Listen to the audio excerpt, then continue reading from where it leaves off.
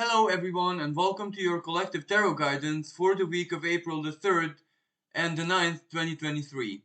We have quite an important week ahead of us, at least astrologically, and of course also spiritually speaking, because certain people out there in the world are going to be celebrating Easter on the 9th of April. So I would like to wish a very happy Easter to everyone who celebrates it at that date. But also before Easter, we do have a really powerful Jupiterian, because it is expanded, it opposes Jupiter, full moon in Libra, which will be, quite important in certain decisions that we personally have to make in our individual lives.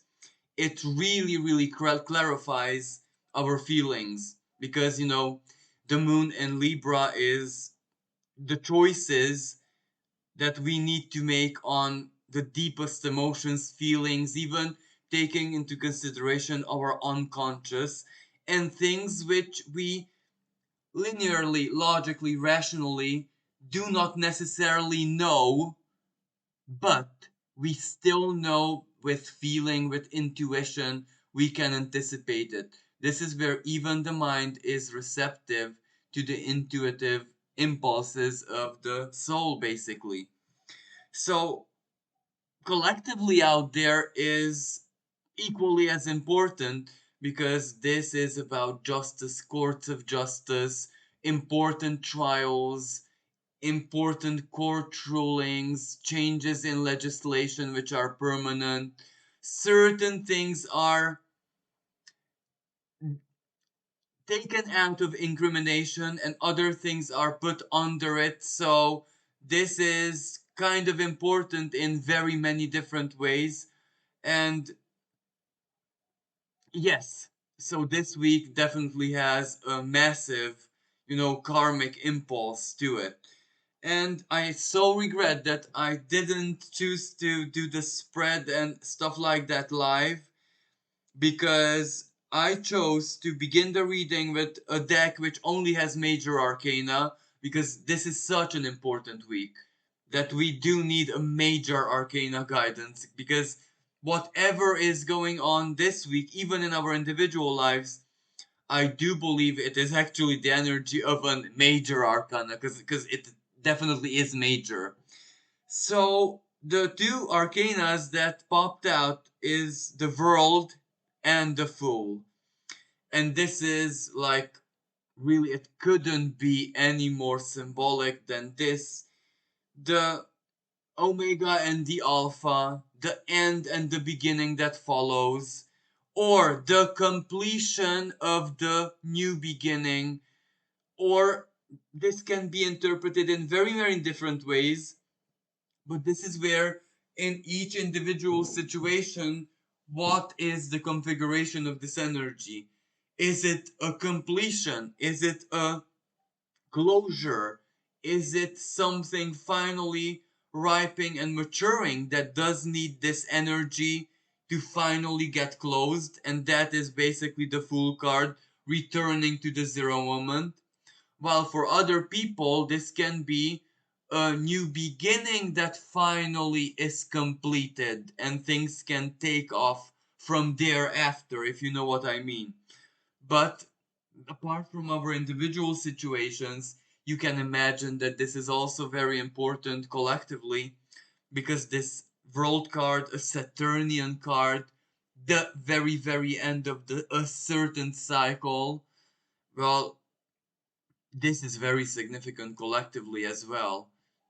That Pluto and Aquarius, Saturn in Pisces, so something is definitely bound to happen, quite symbolic, of course, that will impact us collectively and it will make us think, make us reflect, make us, be there contemplatively, if you know what I mean. But the zero is also, the fool, of course, is also very suggestive because collectively the fool does signify a moment of crisis, something unexpected, something sudden, quite disruptive, but which does either force change, a very benevolent beneficial, better said, change, constructive change, a fix, an upgrade, the new. It is the symbolism of Uranus. But it can also be where the moment of crisis or whatever happens, that births something new in itself. So we might be seeing this in the world stage out there. So the world and the fool does signify that situations change. Now, politically, without a shadow of a doubt, um, it can also represent an uprising somewhere with the Fool card, which is also the end and the beginning, because the end of a regime, the beginning of another one. This can also represent new technology, new technological or scientific advancements reaching the news, and of course, change in the collective, you know, political situation, because the full moon in Libra, well, it can bring either peace or a halt to conflict or war, or but no one knows exactly how, because it does hold an in conjunction with Uranus, so it's full of surprises. Now getting back to the minor I mean to the proper tarot spread with the minor arcana included, of course. We have the Eight of Coins, which does speak that it is work in progress. This week, amongst other things, beginning and big karmic turnarounds or big decisions, big choice moments of total soul clarity. That is, of course, part of the picture, but amongst that, there are a lot of works in progress. This may be more a thing of career, a thing of your everyday life and managing it. This may be relationship or whatever is work in progress right now. And this work in progress is not just for you to complete something and that's it. This is for the future. This is investing energy, resources, time, skills, mastery into something for the longer term. So it's not just, as I said, short term works, a chore or a task that needs to be done. It is much larger than this. And then we have the Two of Coins reversed.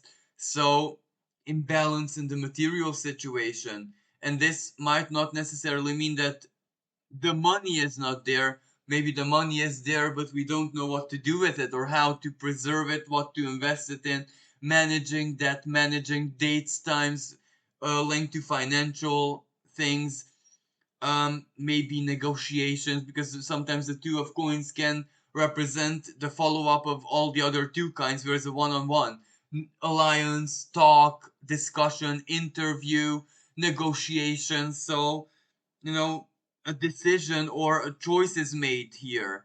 But, reversed, it means that you do need change. That, and it's not a matter of choice, because something in your life, the material flow or the balance of the material is, very out of tune and it doesn't depend on you. So you need solutions, you need to fix it, you need to be there. And the chariot and the sun, now this is a very symbolic energy because this is major arcana already. And let's include the high priest reversed as well, why not? Um, this means that amongst all this works, all this material side of things, you must be in full knowledge, the chariot, that you're heading towards, advancing towards, working towards, striving towards your happiness. And the word happiness is very, very important because look, the high priest is reversed. So it means it doesn't signify the shallow, the vain, material happiness, the sheer satisfaction of the five senses, but what greater happiness means to your soul in a way that is not reliant on others or the external. So basically, holding the energy, the clarity, the truth of your happiness within you and your desire, your journey, especially from a spiritual perspective, your intention to get there. This is what you're attracting. This is what you're working within yourself, not just mentally, but on every plane, every sphere, we at this moment, it is very, very important that we do allow that inner sun to shine within us, because that is basically the light of our happiness, and we need to be getting there. And the high priest reversed, well, this is where situations, perhaps this week, because as I said, the world card does mean a culmination, which can mean heaviness. Sometimes, when we think about it, in the spur of a, let's say, a down moment, we might be perceiving everything like happiness. Yes, I know what it means to me, and I'm so in tune with it, and I know its importance, and I'm really sacrificing and working towards it. But what are the chances? Let's be honest. This reality, this job, this whatever is so limiting.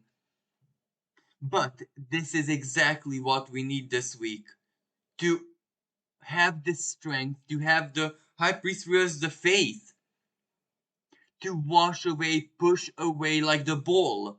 Because the ball can be seen as the, not so very gentle lower ego, the savagery to it, the non-gentleness to it, if that makes sense. But it is such a powerful warrior. It pushes everything out of its way. And not just the bull, we have the ram, Aries, Jupiter, Chiron, Sun.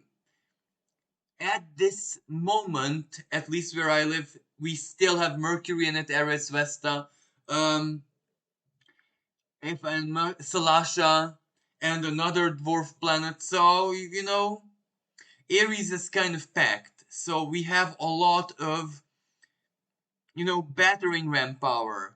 We have a lot of force. We have a lot of push. And sometimes that push is needed to be targeted at our misaligned beliefs, our limiting beliefs. And this is not just the classical case of, modern psychology. Let's erase our limiting beliefs and reprogram ourselves. Absolutely nothing like that, because that is very superficial. This is where deep faith breaks and pushes away our misaligned beliefs, not our own mental effort.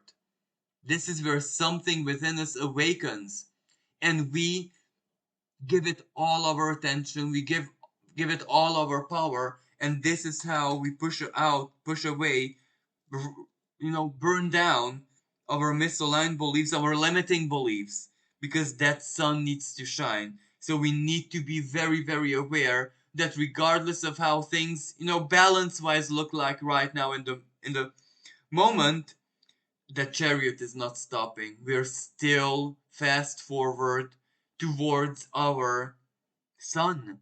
Because allowing our sun to shine, well, that is now almost like an obligation. We owe it almost to the creator, because the future, especially one that is just being born, not the one that is being wrecked, needs a lot of sons, a lot of happiness, a lot of children. Or better said, it only needs children in it. The world card, the end, the maturity, and the fool. Total innocence. It does need children, only children in it. Stems, seeds, and everyone's a seed. It doesn't really need the, you know, soured and bittered and salty adults. It needs the energy of the willing child who wants to embrace life and the magic of it and the innocence of it. So this is definitely the energy that we are heavily guided to embody, because that's also the high priest reversed. Not just, contemplate it, but truly embody it. And when you cannot embody it, then strive to be able to embody it. But then we have the Five of Wands reversed. Exactly. What happens to the conflict? It dies down, because the Hanged Man. Now, the Hanged Man, personally, it does mean our being in our bubble, not allowing anything to disturb us, being able to hold that faith, being able to hold the light of the sun, knowing that it doesn't matter how things look like right now, in a few weeks, months, not years, because this is where the energy is at so strongly at work that this is a very short term energy. But anyway, things are getting us there. We just need to protect it and feed the energy when it cannot feed itself. Sometimes, exactly when collectively there is disruption, sometimes the energy cannot really feed itself. I mean, hope and deep faith and you know the strive towards enlightenment is not always all that very self sufficient, if you know what I mean. It needs a lot of sacrifice and a lot of effort and a lot of input. So, this is the moment when we need to truly put in the input to enjoy at times when it's peace and it is self sufficient, when it needs minimal input from us. But the hangman collectively can also represent situations where there are either victims or healthcare crisis or something, where the victimhood of it is highlighted. And then the Nine of Coins reversed, material problems, maybe danger in finances, banks, and the Nine of Coins does suggest that it's actually either states or governments or the heavily institutionalized element which is more in trouble, and news might reach about this. And then we have the Devil, Four of Cups, and the Fool. Again, the Fool makes another appearance. This basically tells us that amongst all this chaos, there is freedom, that, the emotional stillness is gone. We need to look at things for what they truly are, because sometimes, what is collapsing is exactly the cage, the prison walls. So that means freedom. Freedom may be scary, freedom may be a bit chaotic, it may feel like a huge risk that we are taking, but ultimately, I think that is what we need to embrace right now. And even when situations do seem a tiny bit uncertain, I think it is that promise of freedom, it is that dream of being, truly present in our lives and being able to immerse into what life truly means to us it, when, in every moment, it will mean perhaps different things. And the liberty to truly be able to immerse into what it means there and then. Sometimes even to stray a tiny bit away from our own path, from our own usual. Sometimes trials, tribulations, experimentations are needed. The adventurous side of life is needed. Every single soul has to go on adventure once, or at least many times, for some, fire sign natives out there. But life is meant to be an adventure. Of course, holding the stability and the responsibility as well. But the adventurous side of life cannot be missing from it. And when it starts missing, well, it's no problem because the divine can awaken from within us and it will set us collectively on the adventure. We cannot really limit what life wants to be. There is that part where, even collectively, or even if our whole species would truly unite into one mind or one whatever, imagine the power. Even like that, who are we to say what life has to be?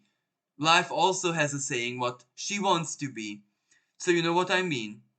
Maybe with all this technological boost, after of course the great conjunction in Taurus in the year 2000, we might have, kind of forgot the adventurous side of life, because Taurus can bring way too much stability, more than it's healthy and comfortable. And I do believe that that was the karma we kind of built in after 20 years, the last 20 years. And now, the Great Conjunction being an Aquarius, well, this is different. This is where we need to embrace the adventurous side of existence and basically everything in it as well. And it might not really be a matter of choice. So I do hope that this was helpful and you enjoyed it. If you'd like to support my work and to keep my channel going, you can donate in the PayPal link in the description below. And with this being said, thank you so much for all the love. Thank you so much for all the kindness and generosity. Until next time, bye for now.